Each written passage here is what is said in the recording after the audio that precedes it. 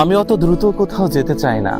আমার মন যা চায়, আমার হৃদয় যা চায়, সেখানে হেঁটে হেঁটে পৌঁছাবার যথেষ্ট সময় আছে। লোভ হচ্ছে না? দেখুন, বাংলার প্রকৃতি আজ হলুদ শাড়িতে সেজেছে। মনে পড়ছে হুমায়ুন আহমেদের রচিত সেই বিখ্যাত মুভি দুই দুয়ারি, যেখানে নায়ক নায়িকাকে বলেছিল, গতরাতে একটা অদ্ভুত স্বপ্ন দেখলাম। দেখলাম তুমি হলুদ শাড়ি পরে নৌকার পাটাতনের উপর বসে আছো। তোমার চারপাশে এক ঝাঁক তরুণী হলুদ শাড়ি পরে লীলাবালি লীলাবালি এই গানের সাথে নাচছে।